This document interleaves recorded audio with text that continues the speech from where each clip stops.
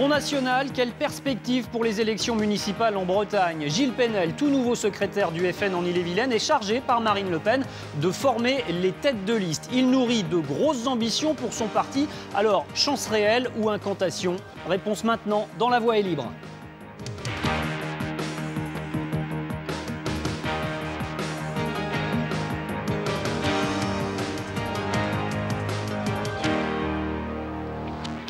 Gilles Penel, bonjour. Bonjour. Vous êtes professeur d'histoire à Fougères dans un lycée privé, également chargé de mission auprès du secrétariat général du FN pour former les têtes de liste au municipal. Oui. Vous avez été conseiller régional de Haute-Normandie de 1992 à 2004 et aussi conseiller municipal de Rouen. C'était de 1989 à 2001. Vous nous parlez des ambitions du FN en Bretagne. C'est l'actu de l'invité.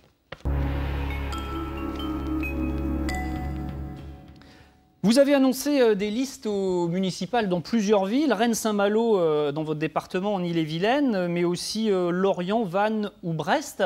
Oui. Il y en a d'autres? Oui, il y en a d'autres, il y en a beaucoup d'autres. Je pense à Lannion, je pense à Paimpol, je pense à d'autres villes peut-être en Ille-et-Vilaine d'ailleurs. Oui, nous avons... Alors l'intention est réelle, hein, mais je crois que les listes ne sont pas bouclées alors qu'il... Alors, elles ne sont pas bouclées comme la plupart des formations politiques, effectivement. Nous avons plus que l'intention, nous y travaillons déjà depuis de longs mois. Le Front National prépare cette élection avec beaucoup de sérieux, beaucoup de régularité et les listes progressent très très bien. Et vous-même, êtes-vous en mesure d'annoncer votre candidature à Fougères? Alors écoutez, quand je me promène dans les rues de Fougères, j'entends dire qu'il va y avoir une liste du Front National. Effectivement, c'est une forte demande, une forte attente dans cette ville qui souffre beaucoup. Et l'hypothèse d'une candidature que je pourrais mener Il faut des colistiers. Il faut des colistiers, mais nous avons aussi sur Fougères beaucoup d'amis. Et aujourd'hui, je pense qu'on peut sérieusement parler de l'hypothèse d'une liste soutenue par le Front National, oui. La Bretagne n'est pas historiquement une terre favorable au Front National. Quelles sont vos ambitions? Alors, elle n'est pas effectivement historiquement, mais les choses sont en train de changer très très rapidement, parce que la Bretagne et les Bretons connaissent aujourd'hui les problèmes que les Français dans d'autres régions ont connus avant. Et donc aujourd'hui, nous avons effectivement beaucoup d'ambition. Marine Le Pen nous a demandé à nous, responsables départementaux en Bretagne, eh bien, d'accélérer l'enracinement, d'accélérer l'implantation du Front National dans cette région. Et vous vous y employez. Vous vous posez en alternative à l'UMPS, selon l'expression chère à Marine Le Pen. Et pourtant, vous laissez la porte ouverte à d'éventuels accords locaux. Écoutez ce qu'en dit Marine Le Pen. Nous avons fait une charte des points non négociables, qui sont une plateforme de rassemblement. S'il y a des patriotes de droite ou de gauche qui se reconnaissent dans ces 10 points non négociables, le refus d'augmentation des impôts qui étranglent les Français, le refus, comme je vous l'ai dit, des subventions aux associations communautaristes, la lutte pour la défense de la laïcité, eh bien, ils peuvent effectivement nous rejoindre dans le cadre d'une gestion municipale. Mais dans l'autre sens, est-ce que vous seriez prêt, vous, à rejoindre une équipe UMP? Ça peut se passer dans les deux sens, après tout. Non, mais monsieur, il n'y a pas d'accord national avec l'UMP. Alors, interview sur France Info lundi.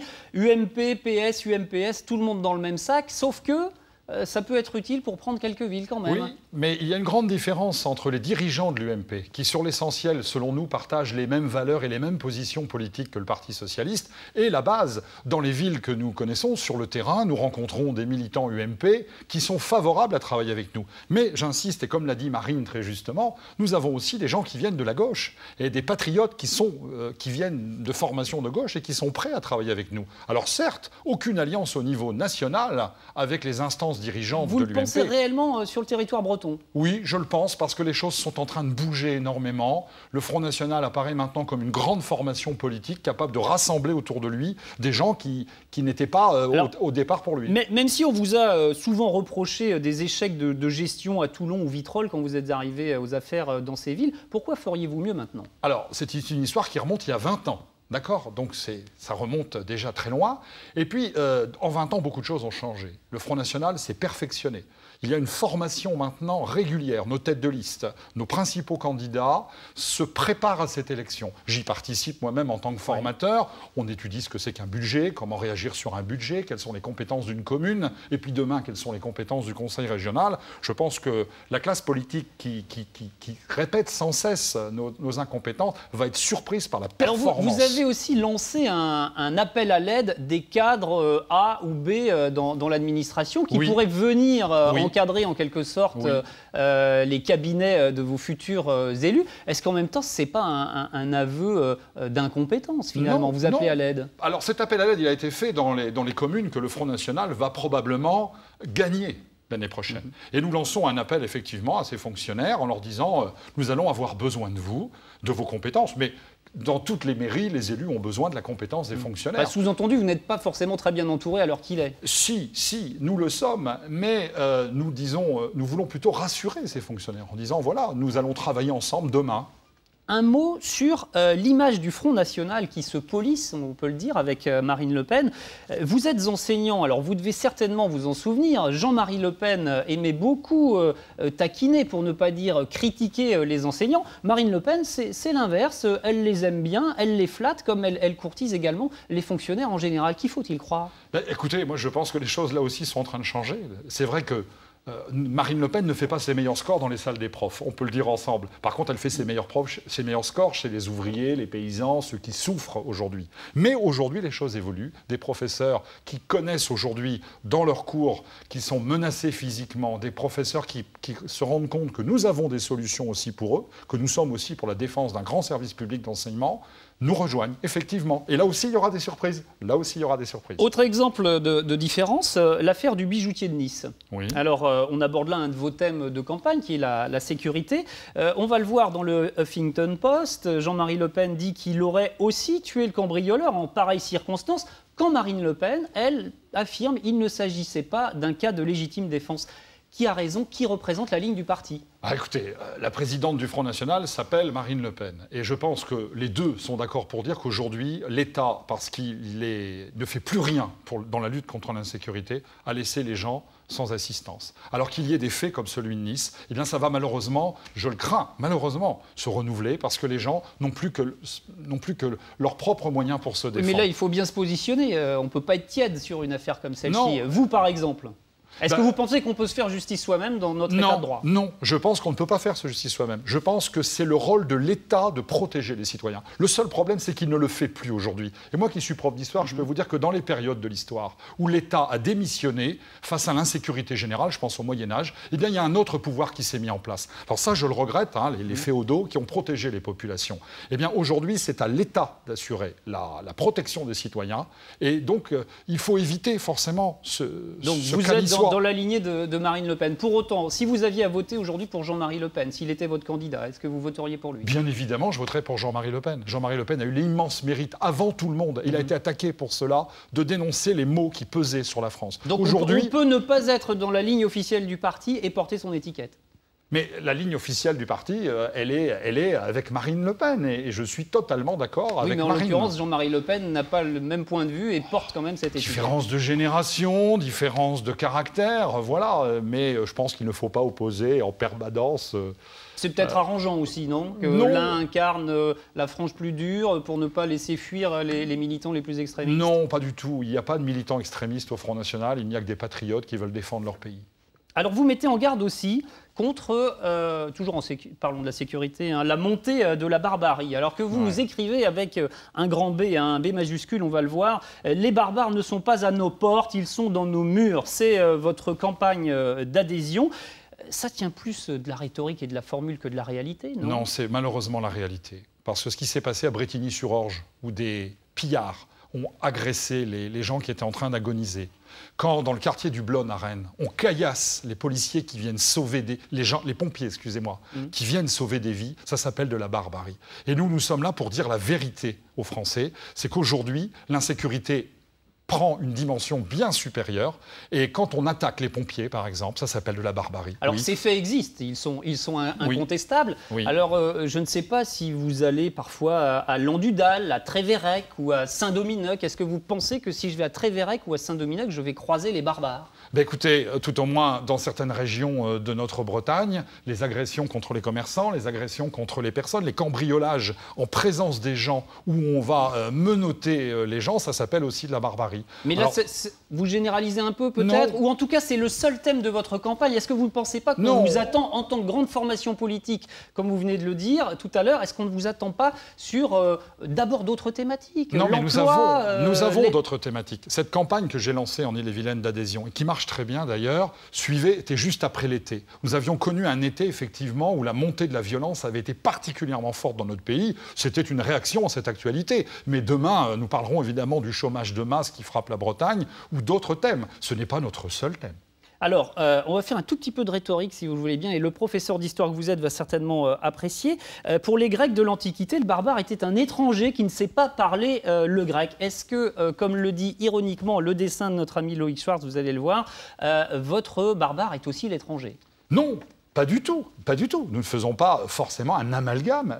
Mais vous savez que cette définition de barbare, elle a beaucoup évolué. Entre la définition des anciens Grecs, et Romains d'ailleurs, et la définition d'aujourd'hui, c'est plus la même. Non, bien évidemment, nous voulons, nous, punir tous ceux qui se livrent à des actes de violence, qu'ils soient français ou étrangers. Alors, on change de thème. La baisse des impôts. Oui. Très important. Très important. Seule question, combien ? Combien? Alors, premièrement, on a insisté, puisqu'on est dans le cadre d'une campagne municipale puis cantonale derrière, 2015, oui. On a assisté ces dernières années à une inflation des impôts locaux qui viennent s'ajouter à des impôts nationaux déjà très durs à supporter par nos concitoyens. Nous voulons bien évidemment, et c'était les propos de Marine tout à l'heure, de dire que si on veut s'allier avec nous au municipal, il y a un point qu'on ne peut pas négocier, c'est la baisse des impôts. Donc oui, il faut... Alors, nous voulons baisser les taxes d'habitation, les taxes foncières. Quand je prends l'exemple de Rennes, à Rennes, depuis 5 ans, la taxe d'habitation augmente de 4,5% par an. Ce sera plus facile qu'à Fougères chez vous. Elle est l'une des plus basses du département. Oui, elle est l'une des plus basses, mais elle est encore trop élevée. Nous taillerons dans les dépenses inutiles, dans les dépenses de prestige, dans les dépenses de communication des élus, comme à Fougères actuellement, et nous baisserons les impôts. C'est une affirmation que nous pouvons faire, et c'est très important. Sans annoncer de chiffres, donc? Non, mais nous, déjà, alors premièrement, nous cesserons l'augmentation, et nous, sur 6 ans de mandat, nous baisserons régulièrement de 2 à 3 points les taxes d'habitation et les taxes foncières.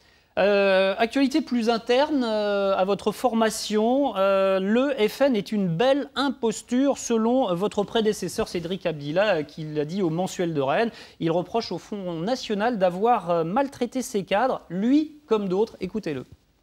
Le Front National, éternellement, sur les plateaux télé, on voit M. Philippot toujours en donneur de leçons, ou Marine Le Pen. Et puis en fin de compte, on se rend compte que dans l'interne du parti, on méprise les cadres, on méprise l'être humain. Et puis tous les gens qui ont été là, qui ont aidé le Front, aujourd'hui on les dénigre. Donc je me dis, un parti comme ça qui arrive au pouvoir, ce serait pour moi une catastrophe, quoi. Alors, on dénigre les cadres du Front National. Monsieur Abdillah, que je n'ai jamais rencontré, il n'y a pas beaucoup de monde non plus en Ille-et-Vilaine qui l'a rencontré, a brillé par son inefficacité. Il a démissionné du Front National. Il y a déjà plus d'1 an. On ne l'a pas mis dehors, il a démissionné. Sa théorie, c'est que Marine Le Pen s'appuie beaucoup sur des anciens du MNR. Comme vous avez porté l'étiquette MNR en 2001 pour les municipales à Rouen, je ne me trompe pas. Oui. Donc vous êtes revenu au bercail, est-ce qu'il y en a d'autres? Est-ce qu'il faut faire de la place? Marine Le Pen s'appuie sur la compétence. Voilà. Elle a décidé de créer un Front National compétent avec des gens compétents. Alors que certains aient des aigreurs d'estomac, comme M. Abdillah, l'histoire les oubliera. Un mot sur le nombre d'adhérents en Ille-et-Vilaine aujourd'hui? Alors, il est en très très forte progression depuis le début de l'année. Au niveau national, Marine Le Pen a dit qu'on allait atteindre les 100 000 adhérents à la fin de l'année. Vous devez mieux maîtriser chez vous? Oui. Alors, chez nous, on va atteindre les 1000 adhérents à jour de cotisation. Ce qui est remarquable en Ille-et-Vilaine. Alors, certes, c'est un département d'1 500 000 habitants, on est bien d'accord. Mais tous les jours, les adhésions arrivent. Et, extraordinaire, ils arrivent de la gauche, de la droite, de gens qui ont eu des engagements politiques très différents. Dernière information dans ce chapitre de l'émission, vous annoncez la venue de Marine Le Pen en Ille-et-Vilaine pour le mois d'octobre. Exact, Marine Le Pen dans le cadre de la tournée de la France des oubliés. C'est-à-dire elle se rend à la rencontre des gens qui ont été oubliés par la classe politique. Oui. Les paysans, les agriculteurs, les retraités. Elle va venir en Ille-et-Vilaine, je vous confirme sa venue. Je peux même vous dire la date, elle va venir le 26 octobre. Par contre, le programme n'est pas encore totalement défini. C'est noté, merci beaucoup. On enchaîne, c'est maintenant le commentaire de l'actualité de la semaine à la une. Et nous allons reparler sécurité puisque jeudi, dans la chronique républicaine, Maurice raconte son agression dans son commerce. Ça se passe à Cogles, dans le pays de Fougères. Anthony Masto et Lionel Bonis pour France 3 Bretagne ont rencontré l'épicier. Bon, je referme la porte arrière. Il était 21 h dimanche. Sécurité oblige. Maurice était en train de fermer son épicerie bar tabac quand soudain il se retrouve face à 2 individus cagoulés. Puis l'un d'eux sort un pistolet qui tenait avec les 2 mains. Là, j'ai compris que c'était un hold-up, là, ou quelque chose. Qu'est-ce qui se passe? Couche-toi, couche-toi! Il avait l'air très nerveux. Et il m'a asséné un coup de crosse du canon de son revolver. Couche-toi! Bon, j'ai exécuté les ordres. Je me suis couché.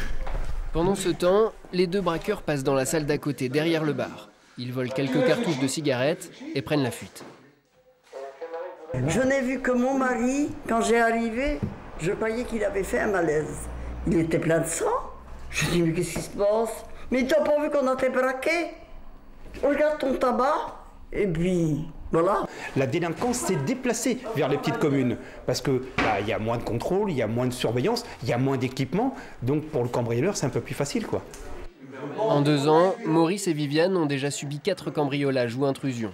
Alors ce braquage supplémentaire pourrait bien précipiter une décision difficile. Fermer ce commerce auquel ils sont attachés et prendre leur retraite à 79 ans. Alors coup dur pour ces commerçants, la délinquance se déplace aussi vers les campagnes. Oui, et c'est la France des oubliés, ça. C'est les gens qui souffrent en silence. C'est les gens qui sont agressés dans les campagnes. Et le pays de Fougères, où je vis, connaît bien cette réalité. Au mois de mars, à Saint-Germain-en-Cogle, à côté de Cogle, il y a eu la même agression. L'auteur des faits a été arrêté. Il a été jugé, condamné à 3 ans de prison et mis immédiatement en liberté. Il est sorti libre du tribunal. Eh bien, on va aller vers une barbarie, oui, parce que quand on attaque un monsieur de 79 ans qui maintient un dernier lien convivial dans son village, eh bien, c'est de la barbarie. Eh bien, nous disons à ces gens-là, le Front National va vous protéger. Le Front National va vous défendre. Et ils le comprennent bien. Et comment? Quelles sont les solutions? Eh bien, la solution, elle est claire. C'est que nous, les cambrioleurs et les braqueurs, nous appliquerons le code pénal. On ne créera pas de nouvelles lois. On appliquera le code pénal. Ils seront immédiatement incarcérés. Parce qu'aujourd'hui, ils ne risquent plus rien, ces gens-là, ces agresseurs. Donc, ils recommencent. Ils recommencent sans cesse, sans cesse. Nous mettrons fin à ça. Nous mettrons fin au laxisme judiciaire. Voulu par les politiques. Beaucoup de nos prisons sont déjà remplies, la plupart en surpopulation, avec les matelas par terre dans les cellules. Donc c'est toute une politique qu'il faut revoir. Totalement. Et c'est pourquoi nous avons déclaré, Marine a déclaré que nous augmenterons le budget de la justice et nous construirons de nouvelles prisons. Nous pensons que la répression contre ce genre d'individus est la seule solution. Alors nous construirons de nouvelles prisons, et nous avons notre compassion pour les victimes, pas pour les voyous. Madame Taubira, elle, préfère se pencher sur le sort des voyous. Nous préférons les victimes. Et vous parlez rarement de prévention. Mais la prévention, bien sûr, nous en parlons. Ça passe par l'école, bien évidemment. Ça passe par les messages que l'on fait passer. Mais la prévention, elle a ses limites. Il y a un moment, il faut stopper ces individus qui sont en train de pourrir la vie dans les braves villages. Ce brave monsieur, condamné à fermer sa boutique, c'est dramatique. Alors, est-ce qu'il n'y a pas un danger à récupérer les faits divers comme ça pour en faire de la politique? Ce sont des cas nombreux peut-être, mais à chaque fois isolés, pas forcément les mêmes sur tous les territoires, pas forcément avec les mêmes causes. Oui, mais faire de la politique, c'est s'intéresser aux problèmes de la population. Aujourd'hui, la population, dans les zones rurales, mais aussi à Rennes, avant-hier, un bar tabac a été aussi agressé à Rennes. La politique, c'est s'intéresser aux problèmes de nos concitoyens. Donc l'insécurité est devenue un vrai problème. Et la Bretagne, aujourd'hui, est frappée de plein fouet. Vous le liez à la situation économique, la recrudescence de cambriolage? Je le lis, alors peut-être, mais je le lis surtout au laxisme qui existe dans ce pays. Les cambrioleurs, les agresseurs, aujourd'hui, ne risquent plus rien. Tandis qu'avant, on savait qu'on risquait quelque chose. Je le lis surtout à ce phénomène-là. Ce n'est pas un baromètre de la détresse aussi des gens? Parce qu'en l'occurrence, dans ce petit commerce, ça sent vraiment l'amateurisme, cette agression. Mais moi, finalement, vous voyez... On n'a pas affaire à des voyous organisés comme il y en a. Moi qui suis issu d'un milieu populaire, mon père était ouvrier, il a été payé au SMIC toute sa vie, et on nous a appris, nous qui avons serré notre ceinture tout le temps, que la solution n'était pas de voler et d'agresser les gens. Voilà. Alors moi, je n'ai aucune pitié pour ces gens-là. Quelqu'un réfléchit aussi à un plan national de lutte contre la délinquance. Il s'agit de Manuel Valls qui, dans Libération jeudi, a annoncé 16 mesures contre les cambriolages. On ne va pas toutes les donner, mais notamment plus de force de l'ordre sur le terrain, un bouton dans les commerces, comme chez ce Maurice, pour appeler directement alerter le 17, un système de projection d'ADN chimique sur les voleurs. Voilà qui va dans votre sens? Non, pas du tout. C'est de la poudre nos yeux de la poudre de perlimpinpin. Dans les mesures de M. Valls, il va falloir appeler le 17. Mais de qui se moque-t-il? C'est pas un gendarme de plus dans nos campagnes. Il a dit un moyen constant. J'ai bien lu sa déclaration. Les gendarmes sont déjà débordés dans d'autres missions. Le problème, il n'est pas de mettre des gadgets chez les commerçants, il est de punir ceux qui sont victimes, ceux qui agressent les gens. Parce qu'on enverra un signal fort à la société. Voilà, si vous agressez un main armée, un brave monsieur qui vend ses produits dans son village, eh bien vous risquez gros. Ça, c'est un vrai message qu'on pourra faire. Ça, c'est de la poudre aux yeux. Ce sera un vrai thème de campagne, y compris dans cette région où la moyenne des faits délictueux est moins importante que la moyenne nationale. Alors, je vous rappelle qu'en Ille-et-Vilaine, les cambriolages ont augmenté de 33% sur le département en 2012 et que cette année, le préfet a annoncé qu'au mois de septembre 2013, on est déjà à 32% de plus que 2012. Donc, non. L'Ille-et-Vilaine. Premier thème de campagne donc pour le Front National. Oui, parce que la sécurité, c'est la première des libertés. Alors, autre actualité, un procès, celui de Boris Lelay, fondateur du site extrémiste Breizata, où il a été condamné pour des propos xénophobes à l'encontre d'une élue finistérienne. Voyez ce reportage de Muriel Lemorvan et Yannick Soyer. C'est la première fois que Marie Gaye accepte de parler de cette affaire. En mars 2011, candidate au cantonal à Brest, cette Française d'origine sénégalaise est insultée par le site Breizatao pour la couleur de sa peau. Son suppléant est lui traité de traître à la race bretonne. Ça m'a vraiment blessée. Quand je me suis lancée dans la politique, je me suis préparée intellectuellement, psychologiquement. Je savais que ça allait avoir des moments très durs. Ça, je l'avais encaissé. Mais du fait d'être attaquée, violemment, vilipendé et recevoir des attaques pareilles, je ne l'avais pas mesuré et ça m'a vraiment blessée et ça a blessé ma famille. Provocation à la haine raciale de la part de Boris Lelay, l'administrateur du site qui n'a jamais nié avoir tenu ses propos quand il a été auditionné par la police au Japon où il réside. C'est amusant parce qu'il reproche à des gens d'origine étrangère, par exemple africaine, de venir s'installer en Bretagne et de polluer la Bretagne, mais lui, il a l'air de se trouver très bien au Japon, et personne au Japon ne semble accuser de polluer la race japonaise. À l'audience, Maître Rustic cite Ernest Renan et Darwin pour expliquer que les races n'existent pas, puis Morvan-Lebesgue pour dire qu'être breton, c'est se reconnaître breton. Il termine en breton en s'adressant à Boris Lelay, absent. Brovreis, Neuskedezon Maranout, la Bretagne n'a pas besoin de toi. Les juges condamnent Boris Lelay à 4 mois de prison avec sursis et 15 000 € d'amende. Marie Gaye obtient 3 000 € de dommages et intérêts qu'elle offrira à des œuvres caritatives. Voilà, et Marie Gaye a ajouté d'ailleurs qu'elle se sentait plus bretonne que ce Boris Lelay. Alors, est-ce que le Haut-Normand que vous êtes, bien installé maintenant en Bretagne, se sent aussi breton que cette élue finistérienne? Alors, premièrement, j'ai quand même des origines très bretonnes, puisque mon grand-père maternel est du canton de Plaine-Fougère, je précise. Alors, cette histoire, bien évidemment, alors premièrement, moi je ne connais pas du tout cette association Breizatao, qui n'a rien à voir avec le Front National, ni de près, ni de loin, premièrement. Deuxièmement, je constate que justice est faite. Oui. Bon, ben c'est bien, la loi est appliquée. J'aimerais seulement que la loi soit appliquée aussi pour un autre racisme dont on ne parle pas, qui est le racisme anti-français, ou le racisme contre les Français de souche. Dans le quartier de Blonne, nous avons la preuve, nous, qu'au mois de mars, un boucher charcutier français, parce qu'il vendait du porc, a été victime d'insultes racistes inscrites sur le devant de sa devanture. Personne ne s'en est ému. Les associations dites antiracistes ont brillé par leur silence. Alors oui, nous condamnons tous les racismes, mais y compris le racisme anti-français. Et est-ce que justement, par exemple, une élue de la République qui a donc la peau noire, ce qui semble gêner ce monsieur, est-ce que c'est afficher justement un bel exemple d'intégration et qui peut comme ça faire école et peut-être éviter aussi que dans des quartiers comme le quartier du Blône que vous citez, on ait ce genre de réaction? Oui, mais il n'y a aucun problème, aucun souci. Le Front National va investir un candidat équivalent à cette dame dans l'Est de la France. Nous, à partir du moment où on aime la France, on est français, on aime la France, on respecte la France, il n'y a aucun problème, aucun souci. Un tout petit mot d'économie, si vous le voulez, oui. Parce qu'il y avait une initiative cette semaine des salariés de GAD SAS. Ce sont les salariés de l'abattoir de Lampol-Guimillot qui menaçaient de fermeture. 850 emplois sont menacés. Ils étudient la possibilité de monter une SCOP, on verra ce que ça donnera. En tout cas, ça alerte encore une fois sur l'état de l'agroalimentaire en Bretagne. C'est aussi parce que vous êtes là. Comment vous analysez cette situation? Moi, je soutiens cette initiative des salariés. Quand on pense que 1600 emplois sont menacés en Bretagne, c'est dramatique. Le Front National apporte son soutien inconditionnel à ces salariés. Par contre, je crains malheureusement que, quelle que soit la solution trouvée, les problèmes ne sont pas là. On peut aider la filière aujourd'hui? On peut aider la filière en remettant en cause l'Europe ultralibérale qui fait venir du porc abattu en Allemagne un véritable dumping social. Voilà, il faut remettre en cause la politique européenne voulue par l'UMP, les centristes et le PS qui fait mourir la filière porcine en Bretagne. On ne se quitte pas sans votre coup de cœur, c'est la tradition.